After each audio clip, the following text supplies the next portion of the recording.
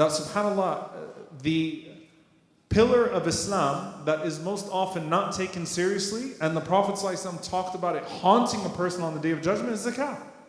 Like, who's really taking the time out at the hawl once a year, seeing how much they owe to make sure they're paying their zakah? And the first way that the first pillar of Islam to go was the one that was underestimated the most, which was a zakah. The first deviation in regards to the pillars of Islam was in regards to zakah. The first deviation, so it's the last of them, and the first deviation in regards to the pillars of Iman was al-qadr, divine decree. People left off al-qadr because they just didn't take it seriously. So, if I have that attitude of mediocrity towards the shahada, I just kind of grew up with it, then I'll have that attitude with salah. I'll have that attitude with my fasting. I'll have that attitude with my zakah. Hajj, one day, maybe I'll get to it, inshallah. And Umar radiallahu ta'ala anhu says, listen very closely to this warning, by the way. He said, whoever has the means to do hajj and does not seek to fulfill their right of hajj, let them die a Jew or a Christian. Might as well not even die Muslim. Like, hajj is a pillar of Islam. Why aren't you taking this seriously? But it's lackadaisical. It's like, one day.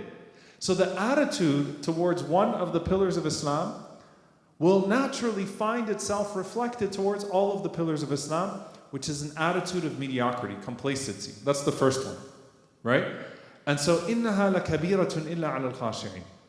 It's heavy, except for people of khushu', people of depth, people who are listening on the inside, who are trying to internalize these acts of worship, not simply get through them. It's going to be difficult upon them.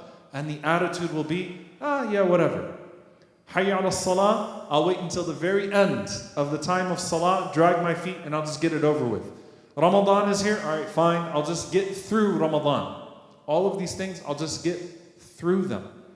The opposite of that is our Prophet sallallahu alaihi wasallam. Arihna biha ya Bilal. For the prayer, comfort us with the prayer, O Bilal. Praying the sunnah of salah. Fasting Sha'ban before Ramadan, right? Getting yourself ready for the act to come. And then greeting it with an open heart and love. And let me immerse myself in this as if nothing else is in the world right now. The attitude of the Prophet sallallahu alaihi wasallam in salah was the same attitude of the Prophet ﷺ in Siyam. Completely immersed, sallallahu alaihi wasallam. And the attitude of ihsan and excellence is that. Like, this is special, this is important. I need to take it seriously. You greet it before it greets you. You ask about your zakah before it's due upon you. You try to go to Hajj before you even have the means to go to Hajj. You're already thinking about when you can go to Hajj, right? So you're trying to greet the ibadah before the ibadah comes upon you. So there's an attitude adjustment towards how you approach the pillar of Islam in the first place. That's the first thing that I want to mention. The second one is rushing through. The equivalent of rushing through the salah is hastening towards Eid. As Al-Hafidh ibn Rajab rahimahullah makes this beautiful connection, right, in that regard. I'm paraphrasing him obviously in this regard, but what's the equivalent of someone that just tries to get through their salah quickly? Someone that's asking, is it Eid yet? 27th night is over and you're already partying like it's Eid, right? And you still got the 28th, the 29th, and possibly the 30th night where Laylatul Qadr could be there, but hey, everybody else, they've already passed out the sweets, and I'm pretty sure it was Laylatul Qadr, I'm good now. Is it Eid yet? I'm already doing my Eid shopping on the 10th day of Ramadan for some reason. All right? It doesn't make sense, but that's the equivalent of rushing through the salah.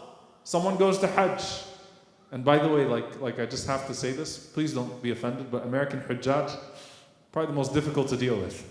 I'll count myself in that group, right? Want all the convenience in the world, want all the luxury in the world.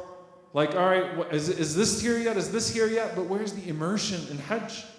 And then you have the nerve to mock that illiterate Muslim that's going around the Kaaba and doing the best that they can, but crying and trying to come close to Allah subhanahu wa ta'ala, rushing through to the end. When can I get the first flight out of here?